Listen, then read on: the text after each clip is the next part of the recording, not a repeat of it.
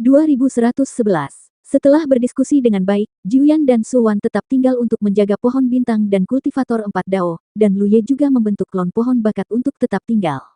6 orang yang tersisa dibagi menjadi 3 tim dan mulai berburu tulang dao. Lu Ye bergerak sendirian, Ziji bersama Pantom, dan Zhong Yue bersama Sui Xian dan Chen Li. Dengan bertindak secara terpisah seperti ini, efisiensi berburu tulang dao secara alami jauh lebih besar daripada saat Lu Ye sendirian sebelumnya. Pada periode awal, tulang dao yang diperoleh Ziji dan Zhong Yue digunakan untuk mengumpulkan kekuatan dao mereka sendiri. Baru setelah masing-masing dari mereka melebihi 200, mereka mulai memberi makan pohon bintang. Selama periode waktu ini, semua tulang dao yang diperoleh Lu Ye dikirim kembali dengan bantuan Void Spirit Rune. Akumulasi kekuatan dao Jiuyan telah melebihi 200, dan dia masih cukup kaya. Kultivator 4 dao itu mengatakan bahwa dengan memberi makan pohon bintang dengan cara ini, mungkin diperlukan waktu 3 hingga 5 bulan untuk mematangkan buah bintang, namun nyatanya, 5 bulan tidak cukup. Bukan berarti dia berbohong. Karena ada 3 orang dalam tim yang perlu mengumpulkan kekuatannya sendiri dan bersiap untuk mengambil buah bintang, sehingga memperlambat prosesnya. Setelah 8 bulan, tim beranggotakan 8 orang berkumpul lagi di bawah pohon bintang. Saat ini, pohon bintang telah banyak berubah dibandingkan 8 bulan sebelumnya. Seluruh pohon menjadi sangat transparan, seolah-olah bisa hilang kapan saja. Sebaliknya, cahaya ketiga buah yang tergantung di pohon menjadi lebih cemerlang dan intens. Sepertinya buah bintang telah menelan seluruh esensi pohon bintang. Menurut kultivator 4 dao itu, ini pertanda buahnya akan segera matang. Lu Ye sedang berdiri di depan akar di bawah pohon saat ini, memegang beberapa tulang dao di tangannya dan melemparkannya ke akar satu persatu.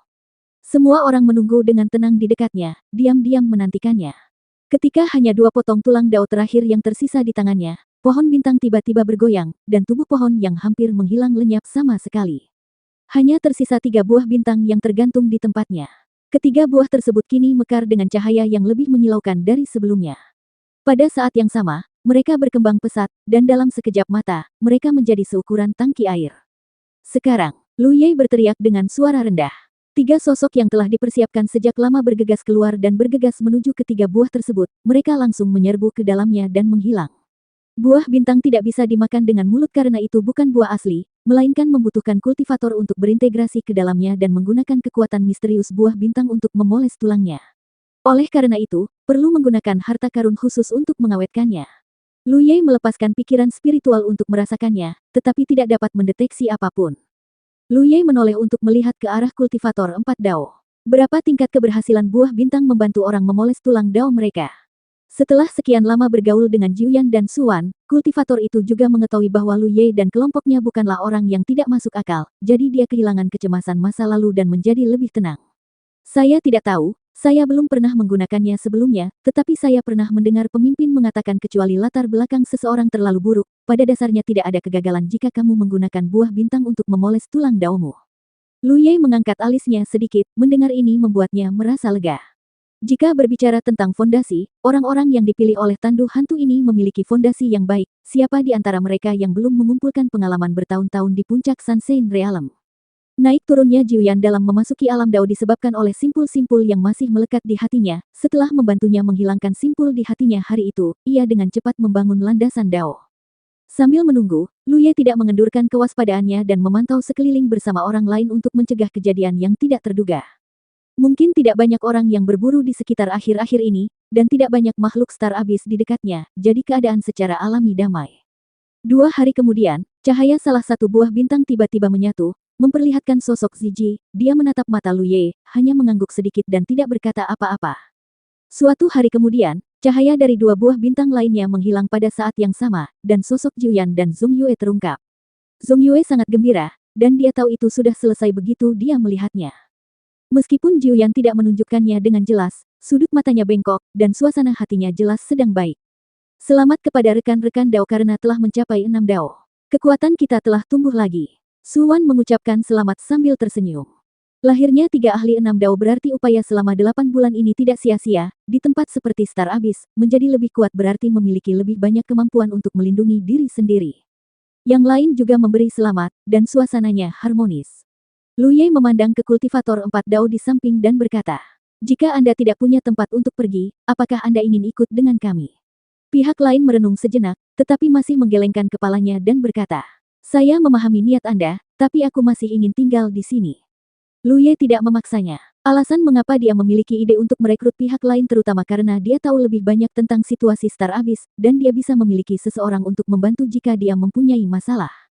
Namun pihak lain terlihat sangat waspada. Hal ini tidak mengherankan. Kedelapan dari mereka semuanya berasal dari langit berbintang yang sama. Mereka dapat saling membantu dan bekerja sama dengan tulus di sini, tetapi tidak sesederhana itu baginya sebagai orang luar untuk berintegrasi. Tolong, rekan Dao. Lu Ye mengulurkan tangannya untuk memberi isyarat. Pihak lain mengangguk sedikit, berbalik dan lari ke kejauhan. Suaranya datang dari jauh. Teman Daois, jika kamu ingin bertahan hidup di Star Abyss, kamu tidak boleh bersumpah atas nama wasiat Star Abyss lagi di masa depan. Kehendak Star Abyss ada di mana-mana.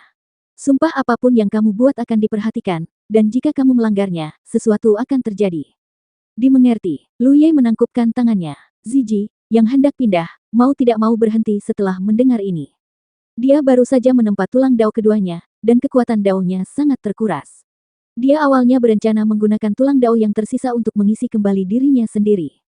Star Abyss Will, gumam Ziji, menoleh ke arah Lu Ye. Apakah kamu punya perasaan khusus saat bersumpah? Lu Ye menggelengkan kepalanya. Tidak, mata Ziji berkilat, jadi mungkin dia sedang mempermainkannya. Karena itu, dia tidak punya niat untuk mengejarnya. Ada beberapa hal yang Anda lebih suka percaya bahwa hal itu ada daripada tidak. Ayo pergi, sapa Lu Ye. Meski rencana awalnya terlambat 8 bulan, namun kekuatan tim secara keseluruhan sudah membaik, yang tentunya akan sangat membantu untuk rencana selanjutnya. Ada 8 orang dalam kelompok itu, dengan Lu Ye memimpin jalan, Ziji di belakangnya, dan Zhong Yue dan Jiuyan ada di kiri dan kanan, yang lainnya terjepit di tengah, bergerak maju dalam jurang bintang yang luas. Karena keberadaan Daobon, pertempuran dan pembunuhan dapat terjadi kapan saja dan di mana saja di jurang bintang ini. Saat tim bergerak maju, mereka menghadapi musuh dan bahaya dari waktu ke waktu. 8 anggota tim mengalami banyak kesulitan dan selamat. Yang paling berbahaya adalah bertemu dengan monster bintang tingkat 9 Dao. Binatang bintang itu tampak tidak mencolok dari kejauhan, dan ukurannya tidak besar, tetapi ketika mereka saling berhadapan barulah semua orang menyadari betapa kuatnya binatang itu. Hanya dengan satu pukulan, Ziji terluka parah. Jika klan iblis tidak kuat secara fisik, dia akan mati di tempat. Lu Ye mencoba yang terbaik dalam pertempuran itu, dan berkat fakta bahwa binatang bintang tingkat 9 Dao memiliki kecerdasan yang rendah, dia mampu menggunakan lautan darah untuk menutupi dan membantu semua orang melarikan diri, sementara dia menggunakan Void Spirit Rune dengan bantuan klonnya untuk melarikan diri, tetapi pada akhirnya dia terluka parah. Jika itu adalah biksu Star Abyss dengan kecerdasan lebih tinggi, semua orang mungkin akan musnah dalam pertempuran ini. Setelah pertempuran, 8 anggota tim menghabiskan beberapa bulan untuk memulihkan diri di tempat tersembunyi sebelum perlahan pulih. Jalan di depan bergelombang, dan mereka harus menghadapi kesulitan tersebut. Di mana ada kesulitan, dengan sendirinya akan ada keuntungan. Di antara 8 orang, Pantom, Suisian, dan Chen Li telah dipromosikan ke tingkat 5. Mereka hanya perlu mengumpulkan kekuatan yang cukup sebelum mereka dapat mencoba memoles tulang Dao kedua. Suwan tidak melakukan terobosan, ia mencoba memoles tulang Dao-nya 1 kali, namun hasilnya sama dengan pengalaman Ziji sebelumnya, ia gagal dan kekuatan Dao yang ia investasikan sia-sia. Kekuatan dari 3 orang yang telah mencapai 6 Dao belum meningkat, tetapi karena kekuatan Dao mereka sendiri telah terakumulasi, mereka tidak perlu dibatasi seperti sebelumnya, dan mereka tidak perlu khawatir tentang konsumsi kekuatan Dao. Orang yang mengalami kemajuan paling pesat mungkin adalah Lu Ye. Sekarang, akumulasi kekuatan Dao-nya telah melampaui angka 900. Secara teoritis, dengan begitu banyak kekuatan Dao, dia seharusnya mampu mengerahkan 9 kekuatan Dao. Namun pada tahap ini, berdasarkan fondasinya, batas kekuatan Dao yang bisa dia kendalikan adalah 7, jadi tidak ada gunanya mengumpulkan lebih banyak kekuatan Dao. Hanya saja di bawah pengaruhnya, baik tubuh utama maupun klon pohon bakat dapat mengerahkan kekuatan 7 Dao, yang setara dengan menambahkan 1 orang 7 Dao lagi ke dalam tim. Dalam keajaiban langit berbintang, semua orang melihat sekeliling. Pohon bintang hanya dapat lahir di dalam keajaiban langit berbintang. Ini bukan rahasia lagi di jurang bintang, jadi di sepanjang jalan, setiap kali mereka menemukan keajaiban langit berbintang, semua orang akan masuk dan melihat apakah mereka dapat menemukan lebih banyak buah bintang untuk membantu mereka menerobos. Keajaiban langit berbintang di Starry Abyss sangat berbeda dengan yang ada di langit berbintang, terutama dari segi ukurannya.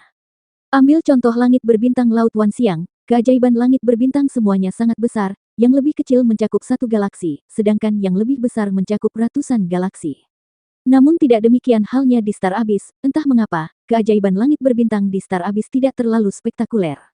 Sangat disayangkan sepanjang perjalanan mereka menemui banyak keajaiban langit berbintang, namun tidak ada tanda-tanda pohon bintang. Kali ini juga, masih belum ada keuntungan.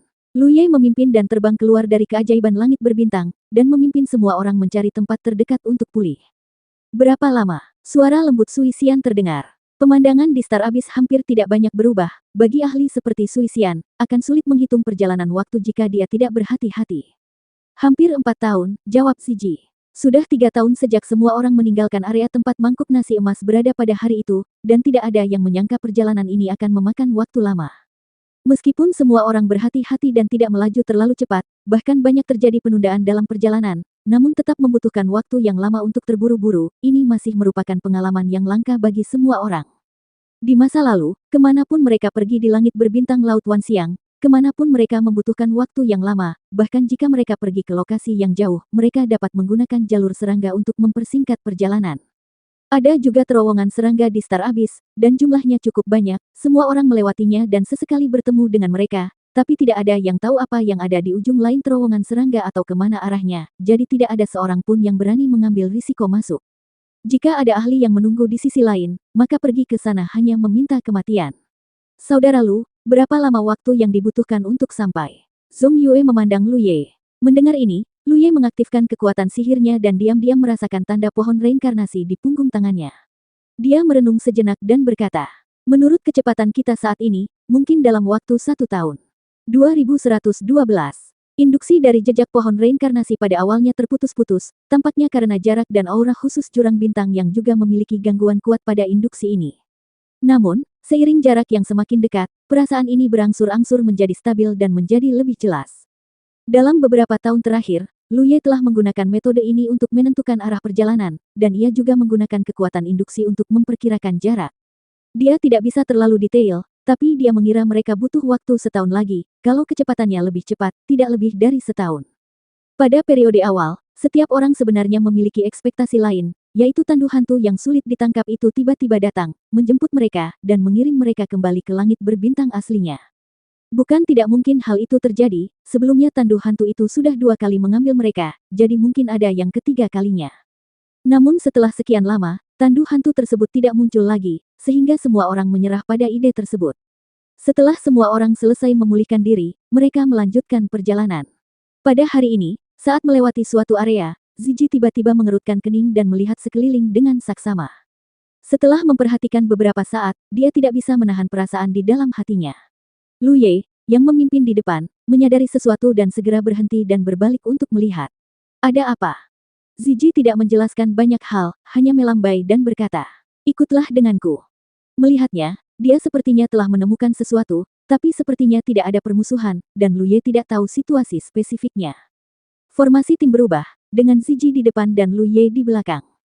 Saat mereka berjalan, samar-samar bisa melihat bekas-bekas peperangan di sekitar, terlihat jelas bahwa telah terjadi pertempuran sengit di daerah ini. Setengah hari kemudian, Ziji membawa semua orang ke suatu tempat.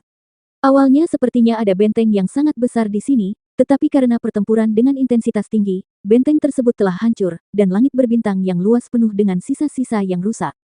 Banyak juga mayat yang rusak tercampur. Lu Ye melihat ke satu arah dan merasa sedikit terkejut. Dia dengan cepat melangkah maju untuk menyelidiki dan menemukan bahwa itu adalah armor yang compang-camping. Ada lubang besar di tengah armor itu, dengan sisa darah dan daging cincang. Melihat sisa-sisa medan perang di dekatnya, Lu Ye tiba-tiba mengangkat kepalanya dan melihat ke arah Ziji. Pada saat ini, Ziji juga mengkonfirmasi tebakannya sebelumnya. Ini adalah benteng pertempuran Hekan. Ketika dia melewati area sebelumnya, dia hanya merasa bahwa medan di dekatnya sudah familiar, tetapi semakin dia melihat, semakin banyak sesuatu yang terasa salah. Sampai dia datang ke sini, akhirnya dipastikan ini adalah tempat di mana dia tinggal selama beberapa waktu, alasannya terlihat familiar tidak diragukan lagi karena dia pernah aktif di area tersebut. Armor mekanis langit berbintang. Lu Ye juga bereaksi. Itu benar, Ziji mengangguk. Ini adalah langit berbintang tempat tandu hantu mengirim kita terakhir kali. Tidak lama setelah aku berpisah denganmu, aku datang ke benteng pertempuran Hekan. Petik 2. Lu Ye dan Jiuyan pergi ke benteng pertempuran guntur, lainnya tersebar di berbagai tempat. Tapi bukankah ini Star Abyss? Kenapa kita kembali lagi? Chen Li tampak bingung. Lu Ye dengan santai berkata, ini Star Abyss, ya. Tampaknya langit berbintang telah sepenuhnya terkikis oleh Star Abyss. Armor mekanis langit berbintang tidak diragukan lagi telah menjadi bagian dari Star Abyss, sehingga kita dapat melihat tempat yang dikenal Ziji di sini. Ketika tandu hantu membawa mereka pergi, gerbang Star Abyss di seluruh armor mekanis langit berbintang mulai berkembang dalam skala besar, berapa tahun yang telah berlalu. Seluruh langit berbintang sebenarnya telah runtuh seluruhnya. Tidak ada satupun makhluk hidup di dekatnya, dan bahkan benteng pertempuran Hekan pun hancur, bisa dibayangkan betapa brutalnya pertempuran yang dialami tempat ini. Menyadari hal ini, semua orang merasa berat hati. Langit berbintang yang besar sebenarnya telah menjadi bagian dari jurang bintang. Nasib makhluk yang tak terhitung jumlahnya di seluruh langit berbintang bisa dibayangkan. Ada pergerakan di sana, Lu Ye tiba-tiba melihat ke suatu arah, meskipun sangat samar, akibat dari pertarungan itu memang datang dari sana. Semua orang saling memandang, dan dalam pemahaman diam-diam, mereka semua mengaktifkan keterampilan mereka, menahan aura mereka, dan menggunakan berbagai cara untuk bergerak ke arah itu. Setelah beberapa saat, pemandangan di depan mulai terlihat. Yang mengherankan, armor yang compang-camping menghadapi pengepungan beberapa kultivator Star Abyss. Terjadi banyak keributan dalam konfrontasi tersebut, yang menunjukkan bahwa kekuatan kedua belah pihak tidak lemah. Setelah beberapa tahun bertempur, Lu Ye dan yang lainnya secara alami telah mengumpulkan pengalaman dalam menilai kekuatan para kultivator Star Abyss. Jadi menilai dari akibat konfrontasi ini, kultivator armor mekanis memiliki kekuatan 7 dao, dan kultivator Star Abyss yang mengepungnya di tingkat 6 dao, ada juga yang 5 dao. Dari segi kekuatan, armor mekanis lebih kuat, tetapi dia jelas berada di ujung kekuatannya dan tidak dapat mengatasi pengepungan musuh. Pertarungan yang dia temui pasti tidak terbatas pada yang satu ini, jika tidak, dia tidak akan jatuh ke dalam situasi putus asa dengan kekuatan 7 dao. Dalam keadaan seperti itu, Lu Ye dan yang lainnya hanya melakukan kontak mata dan bertindak dalam pemahaman diam-diam. Selama penjarahan, Lu Ye memimpin dan bergegas menuju medan perang, diikuti oleh yang lainnya. Kedua sisi pertempuran terkejut, tidak ada yang menyangka pihak ketiga akan muncul pada saat ini. Beberapa kultivator Star Abyss yang mengepung armor mekanis segera ingin menjauh dan menyelidiki situasinya. Tapi bagaimana kultivator armor mekanis bisa memenuhi keinginan mereka? Baginya, tidak peduli apakah dia musuh atau teman. Dia telah menggunakan keterampilan rahasianya untuk berjuang demi hidupnya. Tidak peduli apakah dia berhasil atau gagal dalam pertempuran ini, dia tidak akan bertahan. Bahkan akan menjadi lebih baik jika dia bisa membantu beberapa orang untuk mendukungnya sebelum dia meninggal. Dalam sekejap, dia membunuh musuh tingkat 5 dao. Sebelum beberapa kultivator Star Abyss lainnya dapat berdiri diam, mereka dikelilingi oleh Lu Ye dan yang lainnya seperti badai. Jumlah dan kekuatan mereka lebih rendah, dan sejak Lu Ye dan yang lainnya mengambil tindakan, nasib para kultivator Star Abyss ini hancur. Setelah beberapa napas, Lu Ye menyingkirkan pedangnya dan menoleh ke arah armor mekanis. Pihak lain tidak melihatnya, tetapi menatap Ziji dengan mantap. Segera, suara wanita lembut datang dari dalam armor mekanis. Ziji. Suara itu penuh ketidakpercayaan. Kamu sebenarnya masih hidup. Dia jelas mengenal Ziji, namun menurut kabar yang didapatnya kemudian, Ziji diculik oleh sebuah tandu yang tiba-tiba muncul, tidak ada kabar lagi sejak itu, namun dia tidak menyangka akan melihatnya lagi di sini setelah beberapa tahun. Ziji maju selangkah, mengepalkan tinjunya dan berkata, Tuan Benteng Nan. Kultivator armor mekanis ini adalah penguasa benteng Hekan. Ketika Ziji memasuki kastil, dia pernah bertemu dengannya sekali, tetapi dia tidak menyangka bahwa pihak lain sebenarnya masih mengingatnya. Tuan Nanbao memandang Lu Ye dan yang lainnya lagi, dan tawanya terdengar dari armor yang compang-camping. Oke, jika api di langit berbintang ini tidak padam, masih ada harapan. Yang dia maksud jelas adalah Lu Ye dan yang lainnya. Dia menyangka mereka juga berasal dari langit berbintang armor mekanis. Saat dia berbicara, sosoknya bergetar, dan armor yang compang-camping itu langsung pecah berkeping-keping dan hancur, memperlihatkan sosok wanita tua berambut abu-abu di dalam armor. Mata Ziji menyipit, karena ketika dia pertama kali bertemu dengan penguasa Nanbao, dia masih seorang wanita yang menawan, tetapi sekarang dia telah menjadi seperti ini. Mustahil bagi seorang kultivator 7 dao untuk mengalami perubahan penampilan sebesar itu hanya dalam beberapa tahun. Satu-satunya penjelasan adalah teknik rahasia putus asa yang dia gunakan yang membuat dirinya kewalahan. Citra Lord Nanbao tidak hanya berubah drastis, tetapi dia juga mengalami banyak luka mengejutkan di tubuhnya, seluruh tubuhnya tinggal kulit dan tulang, seolah-olah semua darah telah terkuras dari tubuhnya. Lu Ye hanya bisa menghela nafas. Sekilas dia tahu bahwa penguasa Nanbao tidak akan bertahan. Sekarang vitalitasnya belum padam, tapi dia hanya bertahan. Apakah Tuan mempunyai kata-kata terakhir? Ziji bertanya. Dia tidak memiliki banyak persahabatan dengan Lord Nanbao, dan mereka hanya bertemu dengannya sekali sebelumnya, tapi pemandangan di hadapannya masih membuatnya merasa sedih. Akankah nasib armor mekanis langit berbintang saat ini menjadi masa depan langit berbintang Wan Xiang? Haha, Tuan Nanbao tersenyum sedih. Tidak perlu kata-kata terakhir atau semacamnya.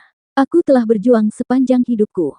Jika aku mati di sini hari ini, aku bisa dianggap sebagai mayat yang terbungkus kulit kuda, langit berbintang telah terkikis, dan tidak ada lagi tanah suci.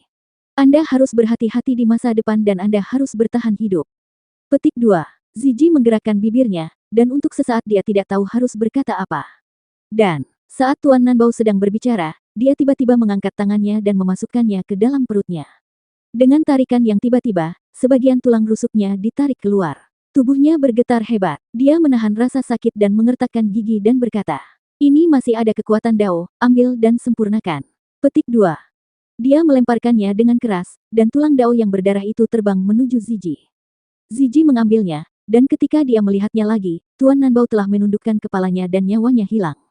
Zizi terdiam lama sambil memegang tulang Dao. Baru setelah Lu Ye mengaktifkan api untuk membakar tubuh Tuan Benteng Nan, Zizi menghembuskan napas dan berkata, "Ayo pergi." Setelah beberapa saat, Lu Ye berkata, "Sudahkah kamu menghubungi seseorang dari langit berbintang armor mekanis?" Kemunculan Lord Nanbao membuatnya sadar bahwa meskipun armor mekanis langit berbintang telah terkikis, masih ada kultivator yang selamat, dan kekuatan orang yang bisa bertahan dalam situasi seperti itu tidak akan terlalu lemah. Jika bisa menghubungi mereka, mereka bisa memperkuat tim. Para kultivator langit berbintang armor mekanis masih dapat dipercaya, lagi pula, semua orang sepakat dalam pendiriannya melawan Star Abyss.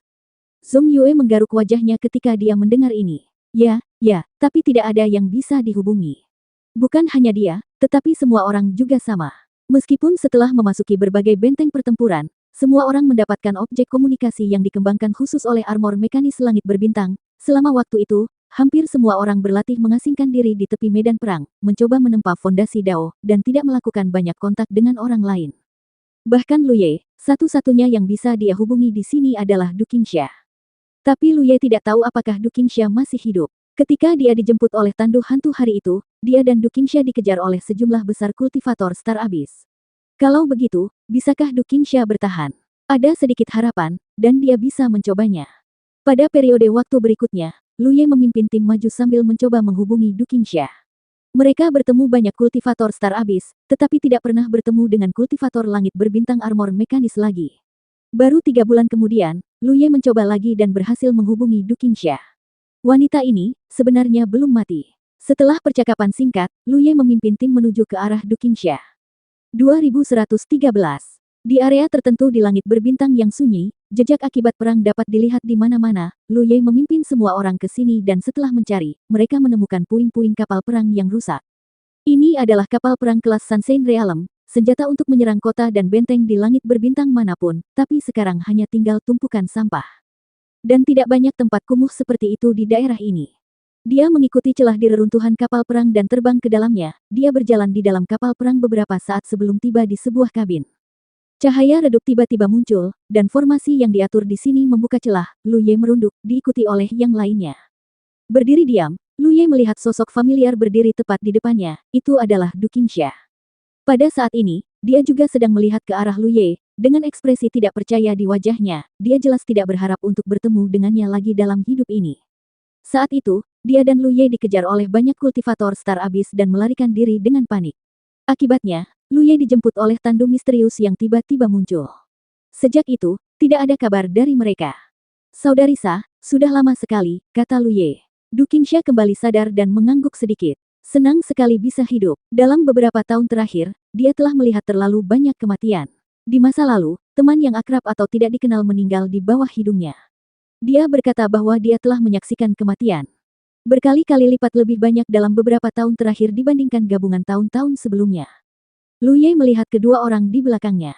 Di antara mereka ada seorang pria gemuk dengan tubuh bulat seperti bakso, dan seorang pemuda dengan alis lancip dan mata berbintang.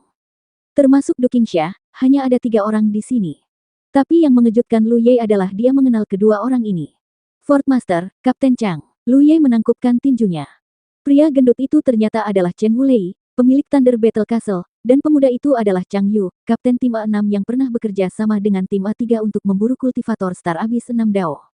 Chen Wulei sedang menatap Lu Ye dengan rasa ingin tahu saat ini. "Bukankah kamu dijemput oleh tandu hantu itu?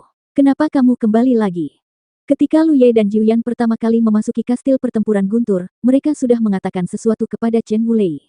Bagaimanapun, di seluruh armor mekanis langit berbintang, hanya Chen Wulei yang tahu asal-usul dia dan Jiuyan.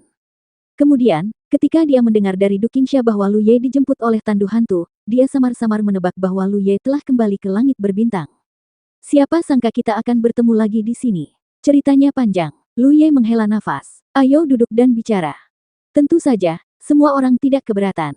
Setelah beberapa saat, Lu Ye memperkenalkan semua orang di kedua sisi, dan kemudian mengungkapkan semua yang telah terjadi sebelumnya.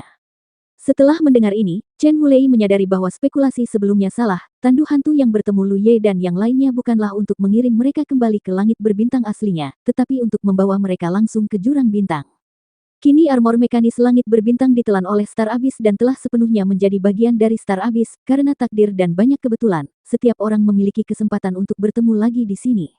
Chen Wulei merenung dan berkata, seperti yang Anda katakan, kalian telah dijemput oleh tandu hantu 2 kali, tetapi beberapa tahun telah berlalu sejak terakhir kali, dan tandu hantu itu tidak muncul lagi. Petik 2. Ya, apa niat tandu hantu itu? Chen Wulei bingung. Lu Ye menggelengkan kepalanya. Kami juga telah membahas masalah ini secara internal, tandu hantu kemungkinan besar berada pada level harta karun, dan memiliki kemauannya sendiri. Mengenai niatnya, kami tidak yakin, tapi tidak peduli apa niatnya, kami semua telah mendapat manfaat darinya. Jika tidak ada tandu hantu, maka semua orang mungkin masih tinggal di langit berbintang di Laut Wanxiang, tidak mengetahui kebenaran tentang tren yang akan datang, dan konflik mungkin akan pecah. Jika tidak ada tandu hantu, maka tidak ada yang bisa membangun fondasi Dao dan memasuki alam Dao. Meskipun mereka sekarang tinggal di Star Abyss dan menghadapi bahaya di mana-mana, setidaknya semua orang telah menemukan jalan setelah sinar matahari, dan mereka berjalan semakin jauh di jalan ini, hampir tidak memenuhi syarat untuk bertahan hidup di Star Abyss.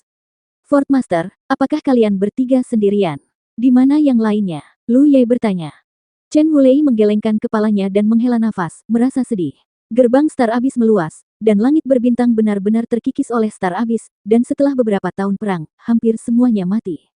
Awalnya, setelah melalui periode paling kacau, banyak dari mereka masih selamat, tetapi dengan pencarian dan penindasan skala besar oleh para kultivator Star Abyss, semakin sedikit orang yang selamat. Mereka bertiga melalui pertempuran yang tak terhitung jumlahnya sebelum mereka berhasil bertahan hidup. 3 bulan lalu, kami melewati area di mana benteng pertempuran Hekan berada dan bertemu dengan penguasa benteng Nan di sana. Ekspresi Chen Wulei menjadi bersemangat. Oh, bagaimana dengan dia? Lu Ye menggelengkan kepalanya. Tuan Benteng Nan sedang dikepung pada saat itu, dan sudah terlambat ketika kami tiba. Chen Wulei terdiam, mengetahui nasib Tuan Nanbao. Lu Ye merenung sejenak, tidakkah mereka mencoba menghubungi satu sama lain? Dalam situasi saat ini, hanya dengan mengintegrasikan kekuatan yang tersebar mereka dapat memiliki lebih banyak harapan untuk bertahan hidup. Lu Ye memandang Chen Wulei. Du Qingsha berkata dari samping. Kami telah melakukan hal semacam ini sebelumnya, tapi, situasinya sedikit berbeda dari apa yang kamu pikirkan. Ada apa? Lu Ye bingung. Du Qingsha berpikir sejenak sebelum menjelaskan. Langit berbintang kita terkoyak setelah diserang oleh Star Abyss. Seluruh langit berbintang terbagi menjadi banyak bagian.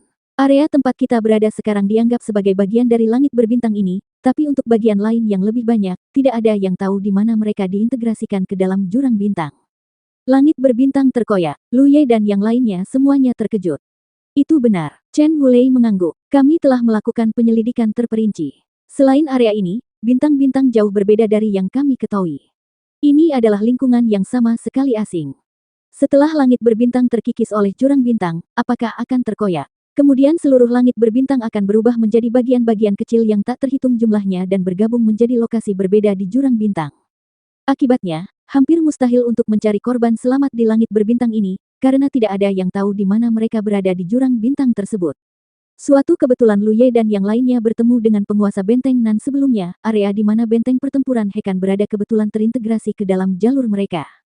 Setelah merenung sejenak, Lu Ye berkata, Kepala Benteng, Saudari Sa, Kapten Chang, jika Anda tidak punya tempat tujuan, silakan ikut dengan saya. Du Qingsha bertanya, mau kemana? Pulang. Pulang. Du Qingsha mengerutkan kening. Kembali ke langit berbintangmu. Ya, Lu Ye mengangguk. Du Qingsha bingung. Bagaimana caramu kembali? Ini Star Abyss. Bahkan jika langit berbintang tempat Lu Ye dan yang lainnya berasal masih ada, bagaimana mereka bisa kembali? Lu Ye berkata perlahan, ada harta karun di langit berbintang kita, yang disebut pohon samsara. Saat dia menceritakan kisahnya, Lu Ye memamerkan tanda pohon samsara miliknya. Chen Wulei dan yang lainnya perlahan mengerti. Du Qingsha berkata, jadi, Anda datang dari tempat yang sangat jauh, mengikuti induksi tanda ini. Di akhir induksi tanda ini, seharusnya ada cara untuk kembali ke langit berbintang Anda. Lu Ye mengangguk. Hampir 6 tahun yang lalu, sebuah gerbang menuju jurang bintang dibuka di langit berbintang kita. Meskipun disegel oleh kekuatan harta karun, tempat itu seharusnya menjadi kekurangan di langit berbintang ini. Saya kira karena cacat ini, ada hubungan antara tanda di tanganku dan pohon reinkarnasi. Karena ada hubungan, seharusnya mungkin untuk kembali ke langit berbintang. Itu memang mungkin. Chen Wulei mengangguk, lalu menatap Du Qingsha dan Chang Yu. Bagaimana menurutmu? Chang Yu berkata, saya tidak tahu. Kemanapun Anda pergi, saya akan pergi. Petik 2. Mungkin ada kultivator lain yang tersisa di langit berbintang ini, tetapi hanya ada 3 dari mereka di kastil pertempuran guntur. Langit berbintang hancur dan tidak ada tempat untuk pergi. Du Qingsha berkata, saya mendengarkan Tuan Benteng. Chen Wulei tersenyum pahit. Benteng pertempuran guntur telah hilang, bagaimana mungkin ada Tuan Benteng? Kepahitan dalam senyuman perlahan berubah menjadi kemarahan. Star Abyss menyerbu langit berbintang ini, kultivator tak terhitung jumlahnya telah berjuang selama ratusan tahun, tetapi mereka masih tidak mampu menahan tren umum. Alam hancur dan kehidupan hancur. Kami telah gagal. Tapi saya, Chen Wulei, dilahirkan untuk menolak mengakui kekalahan. Sekarang saya memiliki kesempatan, saya ingin mencoba lagi untuk melihat apakah tren yang bergulir ini benar-benar tak terbendung. Setelah mengatakan itu, dia berdiri perlahan dan dengan hormat memberi hormat pada Lu Ye dengan tangan ditangkupkan. Rekan Dao, tolong bawa kami bertiga, anjing yang hilang. Jika kami benar-benar dapat kembali ke langit berbintangmu dan menghadapi invasi jurang bintang, bahkan menghadapi kematian, tidak akan mengeluh. Du Qingsha dan Chang Yu juga berdiri dengan cepat, masing-masing dengan sungguh-sungguh mengepalkan tangan mereka. Lu Ye buru-buru mengembalikan hadiah itu. Saya beruntung kalian bertiga menyetujui lamaran saya. Terima kasih banyak. Petik 2. Dia bisa melihat kemarahan di mata Chen Wulei, dan Lu Ye tahu bahwa dia setuju dengannya bukan karena dia ingin menjalani kehidupan yang lebih baik. Itu karena langit berbintang Wanxiang akan mengalami nasib yang sama seperti langit berbintang ini. Langit berbintang armor mekanis telah jatuh, dan Chen Wulei tidak mau menyerah, bagaimana Du Qingsha dan Chang Yu tidak. Kini setelah mereka mendapat kesempatan tersebut, tentunya mereka ingin bertarung lagi. Penambahan 3 orang membuat tim lebih kuat, dari 8 menjadi 11, dan Chen Wulei bahkan lebih kuat di Dao ke-7. Du Qingsha telah dipromosikan ke Dao ke-6 beberapa tahun yang lalu.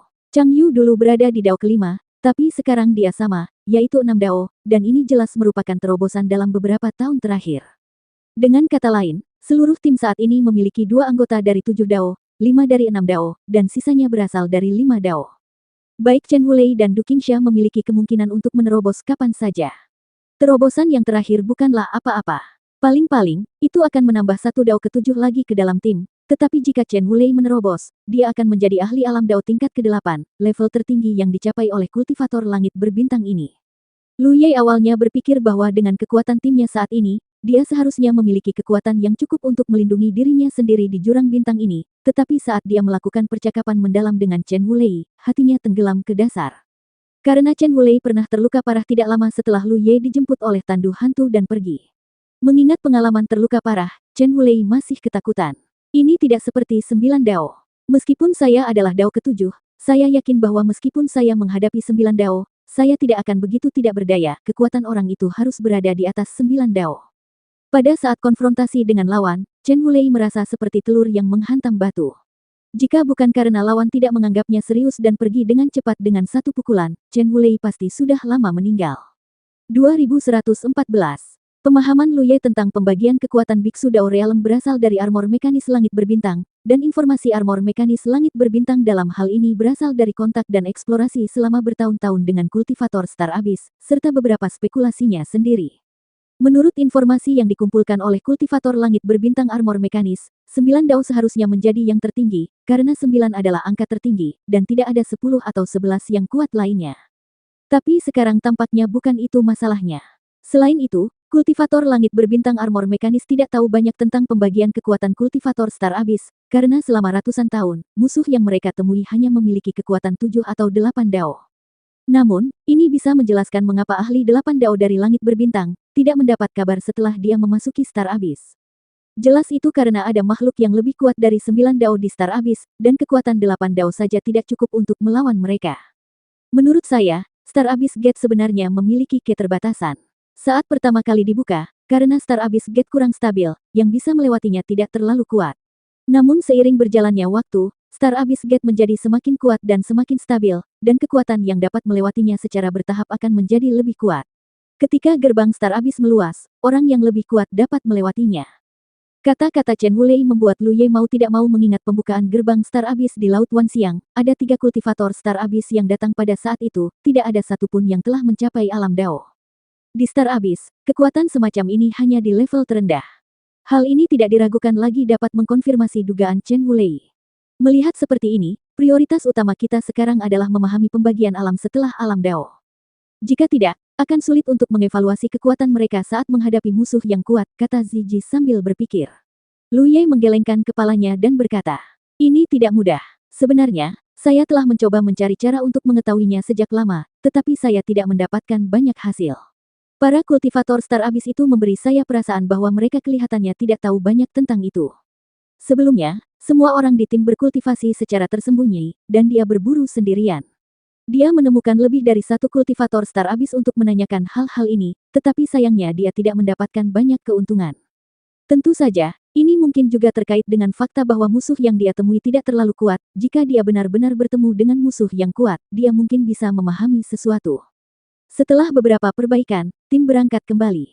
Harus dikatakan bahwa sebagai orang tersesat, masih sangat merepotkan untuk bergerak di Star Abyss, karena aura Lu Ye dan yang lainnya sama sekali berbeda dengan makhluk di Star Abyss. Jika makhluk-makhluk jurang bintang itu bisa saling bertemu, mereka mungkin masih bisa hidup damai dan harmonis. Namun ketika Anda bertemu dengan sekelompok orang ini, itu seperti mengambil suntikan darah ayam dan membunuh mereka tanpa ragu-ragu. Hal ini wajar, karena pendatang baru di Star Abyss seperti Lu Ye dan lainnya umumnya tidak terlalu kuat dan dapat dengan mudah menjadi mangsa orang lain. Tetapi kekuatan ke-11 anggota tim saat ini jelas berbeda dari pecundang biasa. 2 orang yang berada di alam Dao ke-7 bertanggung jawab, dan 5 orang Dao ke-6 bekerja sama. Yang terburuk adalah 5 Dao. Kekuatan seperti itu, bahkan jika bertemu dengan ahli 8 Dao, ia masih memiliki modal untuk bertarung. Namun berada di Star Abyss tetap harus berhati-hati, apalagi jika berada di jalan dalam waktu yang lama. Beberapa pertempuran yang tidak perlu sebaiknya dihindari sebisa mungkin, jangan sampai Anda tidak sengaja terbalik di selokan. Harapan terbesar Lu Ye sekarang adalah memimpin semua orang dengan selamat ke akhir induksi tanda pohon reinkarnasi. Butuh beberapa tahun untuk melakukan perjalanan jauh-jauh, dan dia tidak boleh gagal di saat-saat terakhir ini. Dengan mengikuti konsep ini dan bergerak maju, banyak masalah akan terselamatkan. Seiring berjalannya waktu, kesan jejak pohon reinkarnasi menjadi semakin jelas. Hampir 10 bulan kemudian setelah bertemu dengan Chen Wulei dan yang lainnya, mereka akhirnya tiba di tujuan perjalanan mereka. Sudah menjadi sifat Lu Ye untuk berada di dekatnya, dan mau tak mau dia merasa sedikit gelisah dan gugup. Itu adalah idenya untuk kembali ke langit berbintang dengan bantuan tanda pohon samsara, tapi dia tidak punya cara untuk menilai apakah hal ini mungkin terjadi. Jika ini berhasil, maka semuanya mudah untuk dikatakan, tetapi jika tidak berhasil, mungkin mereka hanya bisa menunggu sampai gerbang Star Abyss terbuka sebelum bisa kembali. Karena bagaimanapun juga, lokasi yang dia rasakan kemungkinan besar adalah tempat pecahnya langit berbintang. Tempat ini pasti menjadi titik awal invasi Starry Abyss. Jika saatnya tiba, gerbang Starry Abyss pasti akan terbuka di lokasi ini. Pada saat ini, ke-11 anggota tim bersembunyi di atas meteorit, berusaha sekuat tenaga untuk menahan aura mereka, dan secara bertahap mendekati tujuan akhir dengan bantuan pergerakan meteorit tersebut. Alasan untuk berhati-hati adalah karena ada sesuatu yang tidak beres di sini. Lu Ye telah menemukan beberapa hari yang lalu bahwa ada banyak makhluk Star Abyss berkumpul di area ini, lebih banyak dari semua tempat yang pernah mereka lewati sebelumnya. Hal ini menyebabkan seringnya terjadi perkelahian di sini. Pada saat ini, Lu Ye dengan jelas merasakan bahwa pertempuran terjadi di 3 medan perang dalam radius 100.000 mil. Tidak ada yang bisa dilakukan untuk mengatasinya, di tempat yang terdapat begitu banyak makhluk di Star Abyss, sangat umum bagi mereka untuk tidak menyukai satu sama lain dan berkelahi satu sama lain. Setelah beberapa saat, pertempuran di salah satu medan perang mereda, dan pemenangnya seharusnya sudah ditentukan. Namun, 2 tempat lainnya menjadi lebih intens. Tampaknya, lebih banyak makhluk dari Star Abyss yang tertarik dengan keheningan. Bahkan ada beberapa kultivator Star Abyss yang melewati meteorit tempat semua orang bersembunyi dan bergegas menuju medan perang, tak ayal mereka menyaksikan kegembiraan tersebut dan tidak menganggapnya sebagai masalah besar, hanya karena takut dunia tidak akan berada dalam kekacauan.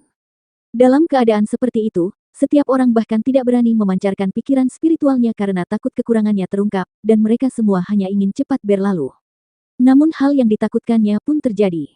Tiba-tiba sesosok tubuh jatuh di atas meteorit tersebut, dengan bantuan kekuatan sihirnya, meteorit yang melayang ke depan itu langsung berhenti. Orang ini tidak memperhatikan apapun, dia jelas hanya menggunakan meteorit ini sebagai tempat tinggal. Setelah berdiri teguh, dia mengangkat matanya dan melihat ke arah medan perang terdekat untuk melihat seperti apa situasi di sana. Tetapi pada saat ini, dia tiba-tiba merasakan sesuatu yang aneh, menoleh dan melihat ke samping, dan melihat beberapa sosok yang tertidur memandangnya dengan acuh tak acuh ke arah ini. Kultivator Star Abyss terkejut, dia tidak menyangka ada orang lain yang bersembunyi di meteorit itu, dan dia akan melarikan diri. Sesosok yang mengalir telah muncul di belakangnya, dan di antara kilat dan batu api, ia menerkamnya. Kultivator Star Abyss bahkan tidak mengatakan sepatah kata pun, dan jatuh dengan lembut. Meskipun Pantom hanya memiliki kekuatan 5 dao, dia berhasil menyergap musuh dan membunuhnya. Bahkan jika lawannya lebih kuat darinya, dia tidak bisa menahannya. Krisis sudah berakhir. Semua orang menghela nafas lega. Namun, cahaya terang tiba-tiba menerpa sisi ini dari samping. Kultivator Star Abyss yang lewat di dekatnya sepertinya menyadari dan menghantam sisi ini. Ketika meteorit itu pecah, 11 sosok terungkap. Kultivator Star Abyss yang mengambil tindakan tertegun sejenak, lalu berbalik dan lari. Ia hanya menyerang dengan santai, namun tanpa disangka ia justru menusuk sarang lebah. Namun, setelah berlari beberapa langkah, dia tiba-tiba bereaksi, menoleh ke arah Lu Ye dan yang lainnya, matanya berkedip. Orang tersesat. Pantas saja dia bersembunyi seperti ini, ternyata orang tersesat yang masuk ke Star Abyss untuk pertama kalinya, dan tiba-tiba dia bertemu 11. Dia pernah bertemu dengan orang tersesat sebelumnya, tetapi kekuatannya tidak terlalu bagus. Ketika dia memikirkannya, dia berbalik dan menyerang. Tiba-tiba ada kilatan cahaya di depan matanya, dan sesosok tubuh menyapu di depannya, dan sebuah pedang menebas ke arahnya dengan cahaya terang. Yang tersesat, dia meraung marah, meninju dengan ekspresi dingin. Pukulan ini mengenai dada Lu Ye, namun tidak bisa mengguncangnya sama sekali. Sebaliknya saat pisau Panshan jatuh, sihir pelindungnya langsung patah, dan tubuhnya terbelah menjadi dua. Lu Ye mengulurkan tangan dan mengambil sepotong tulang dao dari tubuh lawan, dan berteriak. Ayo pergi. Mereka sudah terungkap, jadi tidak perlu bersembunyi lagi. Tempat ini tidak jauh dari tujuan akhir. Jika mereka pergi dengan segenap kekuatan, mereka bisa tiba dalam setengah jam. Ketika kata-kata itu jatuh, dia terbang terlebih dahulu, diikuti oleh semua orang. Sebelum berangkat, Pantom tidak lupa mengeluarkan tulang-tulang para biksu yang dia serang dan bunuh. Begitu ada gerakan apapun di sini, itu segera menarik perhatian para kultivator Star Abyss dari segala arah. Setelah memperhatikan aura Lu Ye dan yang lainnya, mereka semua mulai mengejar mereka seperti kucing yang mencium bau amis. Hal yang paling dia khawatirkan muncul, alasan kenapa dia bersembunyi seperti itu barusan adalah karena Lu Ye tahu ini akan terjadi jika dia dan orang lain terungkap. Namun waktu juga merupakan takdir, terkadang semakin Anda mengkhawatirkan sesuatu, hal tersebut akan semakin menimbulkan sesuatu. Dalam hal ini, hanya ada satu pilihan. Berjuanglah untuk keluar. Chen Wulei telah mengenakan armornya dan dengan cepat bergegas ke depan tim, berjalan berdampingan dengan Lu Ye. Mereka adalah satu-satunya di tim, jadi tentu saja terserah mereka untuk membuka jalan. Di belakang mereka ada Ziji dan Chong Yue, yang lainnya tersebar di tengah, masing-masing waspada terhadap musuh yang datang dari segala arah. Seluruh tim yang terdiri dari 11 orang memutar menjadi tali dalam sekejap, lebih seperti anak panah, bergerak maju dengan gila-gilaan. Kemanapun mereka lewat, siapapun yang menghalangi jalan dengan cepat dibunuh oleh Lu Ye dan Chen Wulei bersama-sama, membuat mereka tak terkalahkan di sepanjang jalan. Seiring berjalannya waktu, tim semakin dekat ke tujuan akhir, dan perasaan tanda pohon samsara di punggung tangan mereka menjadi semakin jelas. Seberapa jauh? Chen Wulei bertanya dengan keras. Di depan, Lu Ye menjawab, mengangkat kepalanya dan melihat ke depan. Pemandangan yang dilihatnya langsung mengejutkannya. Di kehampaan di kejauhan, terdapat suatu area yang jelas berbeda dari tempat lain, dan tampak sedikit keruh. Dan di sekitar area ini terdapat sosok-sosok yang duduk tegak, jumlahnya tidak kurang dari 10, semuanya berdiri tegak. Dengan 10 sosok yang tersebar, sejumlah besar makhluk Star Abyss berkumpul di sini. Ini adalah kumpulan makhluk Star Abyss terbesar yang pernah dilihat Lu Ye sejauh ini. Mereka berkumpul di sini seolah sedang menunggu sesuatu. Apa yang membuatnya semakin tidak bisa dipercaya adalah tidak jauh dari tempat berkumpulnya banyak makhluk Star Abyss, terdapat sebuah istana yang indah berdiri. Istana itu diselimuti cahaya kabur, sehingga sulit untuk melihat dengan jelas, tapi tidak peduli siapa yang melihat istana ini, semua orang langsung mengira ada orang yang sangat berkuasa yang duduk di istana. Darah Lu Ye menjadi dingin dan dia segera berhenti. Dia memikirkan berbagai situasi yang akan dia hadapi ketika dia tiba di sini bersama semua orang, tapi dia tidak pernah mengira akan seperti ini. Setidaknya puluhan ribu makhluk Star Abyss berkumpul di samping area keruh itu, jelas menunggu sesuatu. Selain menunggu Star Abyss Gate dibuka, apalagi yang bisa mereka tunggu? Terlihat jelas bahwa Star Abyss telah mulai merusak langit berbintang di Laut Wan Xiang, itulah sebabnya banyak makhluk Star Abyss tertarik untuk berkumpul di sini. Belum lagi dia hanya bisa mengerahkan 7 kekuatan saat ini, dalam situasi seperti ini, memaksa untuk menerobos adalah jalan buntu. 2115. Lu Ye tidak pernah menyangka bahwa titik akhir dari panduan pohon reinkarnasi akan seperti ini. Pada saat ini, setidaknya puluhan ribu makhluk Star Abyss berkumpul di depan mereka, dan di belakang mereka ada sejumlah besar pengejar yang tertarik dengan gerakan sebelumnya. Mereka benar-benar berada dalam situasi harimau di depan dan serigala di belakang, dan situasinya kritis. Ikuti aku, Lu Ye berteriak, berbalik dan menyapu ke samping. Tidak ada cara untuk kembali ke langit berbintang, yang harus mereka lakukan sekarang adalah keluar dan bertahan hidup. Namun dari samping pun, ada kultivator Star Abyss yang datang setelah mendengar kabar tersebut, untungnya jumlahnya tidak banyak, dan bisa dijadikan terobosan. Apa yang membuat Lu Ye merasa sedikit lega adalah banyak makhluk Star Abyss di sana tidak bergerak gegabah, mereka masih bercokol di area itu, terutama 10 sosok di tengah, yang semuanya hanya menonton dengan acuh tak acuh. Bahkan dari jarak jauh, Lu Ye merasakan duri di punggungnya. Dia tahu di dalam hatinya bahwa kekuatan 10 sosok itu jelas bukan sesuatu yang bisa dia tandingi saat ini. 10 sosok ini kemungkinan besar adalah orang-orang yang bisa melampaui ahli 9 dao. Karena mereka cukup kuat, mereka tidak akan menganggap serius orang-orang ini. Cahaya pedang terang, cahaya pedang mengamuk, dan serangan dilancarkan, semua orang di tim mengikuti di belakang Lu Ye dan Chen Wulei tanpa syarat, dan bertempur di jalur berdarah. Kegugupan Lu Ye sedikit mereda. Jika tren ini terus berlanjut, seharusnya tidak sulit untuk menerobos. Begitu pemikiran ini muncul, pupil mata Lu Ye menyusut.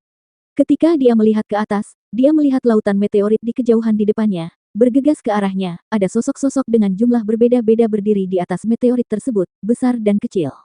Setelah sedikit perhitungan, jumlahnya hanya lebih banyak dari yang pernah mereka lihat sebelumnya. Hati Lu Ye tenggelam ke dasar, dan dia tidak mengerti mengapa ada begitu banyak kultivator Star Abyss di lokasi ini. Mengapa gerbang menuju jurang bintang yang belum dibuka begitu menarik? Raungan lain datang dari belakang. Lu Ye dengan cepat menoleh dan melihat sekeliling, hanya untuk melihat 10 sosok dengan cepat lewat dari belakang. Mereka adalah 10 ahli yang pernah dia lihat sebelumnya. Di belakang 10 orang ini, puluhan ribu makhluk Star Abyss berteriak dan bernyanyi, seolah-olah ada pesta rakus yang menunggu mereka, dan semua orang mengikuti mereka seolah-olah mereka telah diberi darah. Kami benar-benar bangga pada diri kami sendiri, Chen Wulei tidak bisa menahan diri untuk tidak berseru. Jumlah total musuh sebelum dan sesudahnya berjumlah lebih dari 100.000, sedangkan mereka hanya ada 11. Makhluk Star Abyss ini benar-benar mengagumi mereka. Jika sebelumnya ada secercah harapan, sekarang diserang dari kedua sisi oleh begitu banyak makhluk Star Abyss, tidak ada cara untuk bertahan hidup.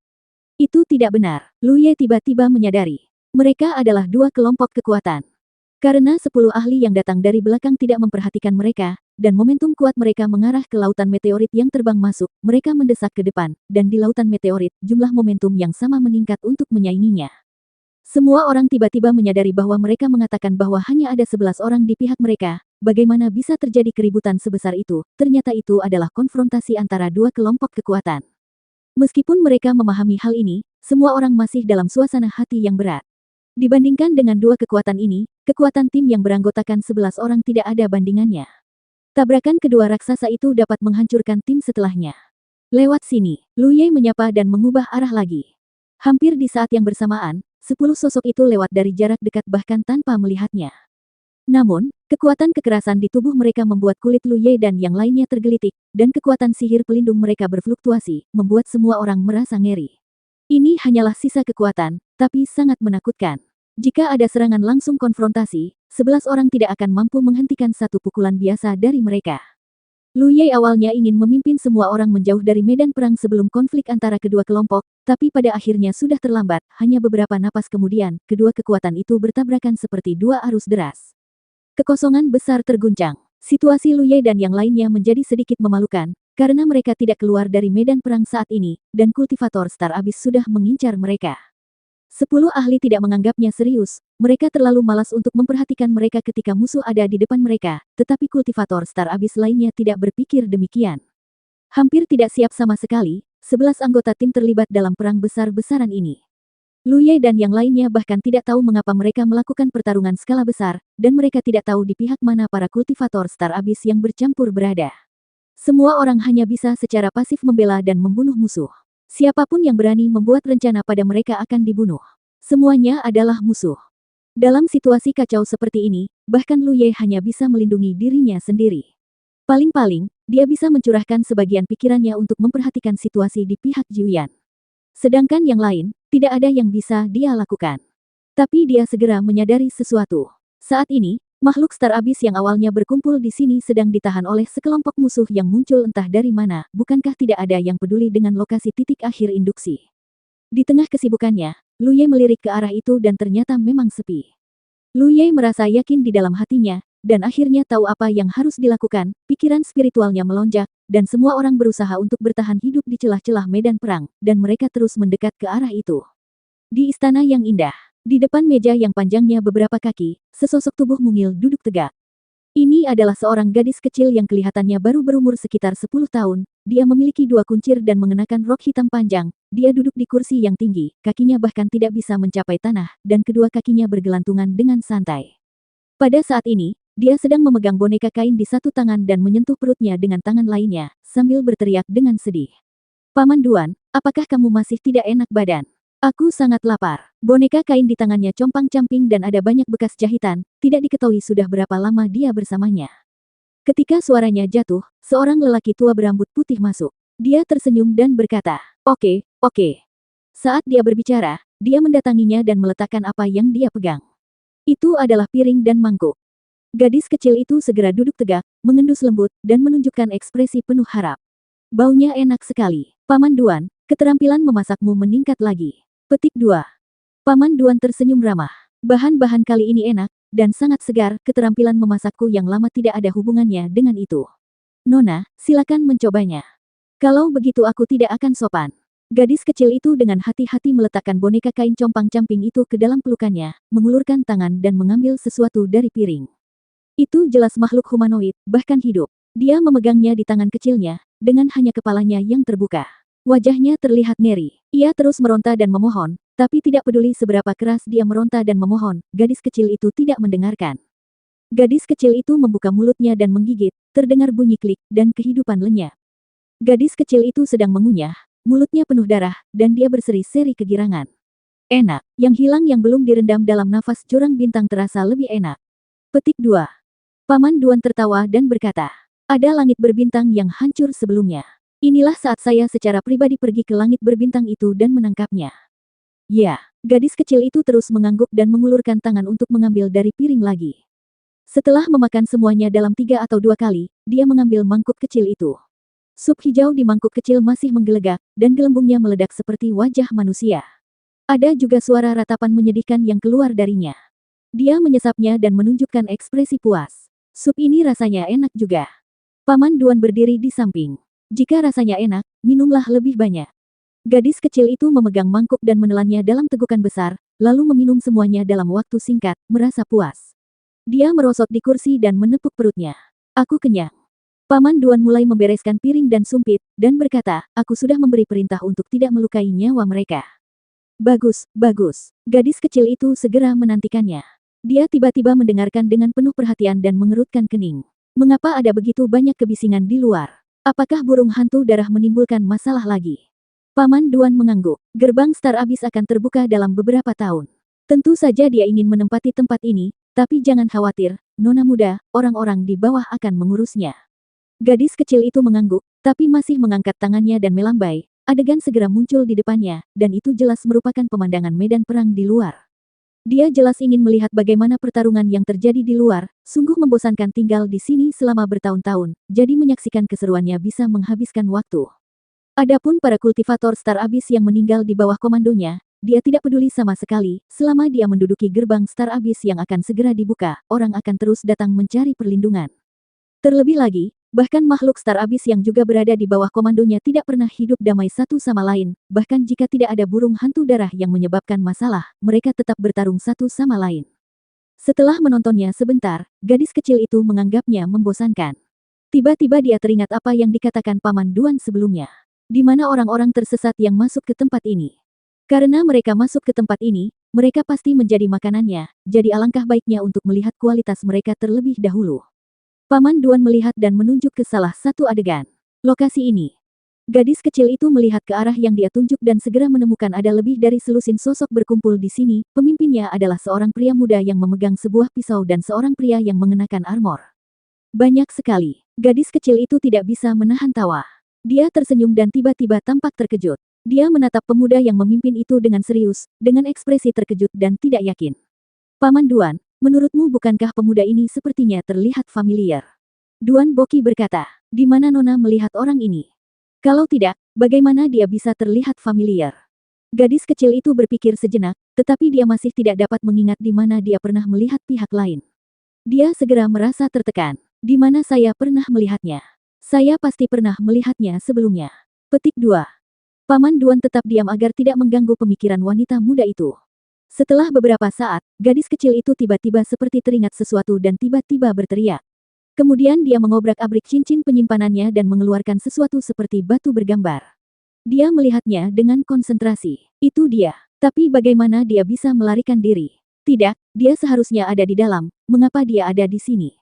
Paman Duan melihat ke batu bayangan dan tidak bisa menahan diri untuk tidak terlihat serius. Apakah ini ditinggalkan oleh Qing Jun?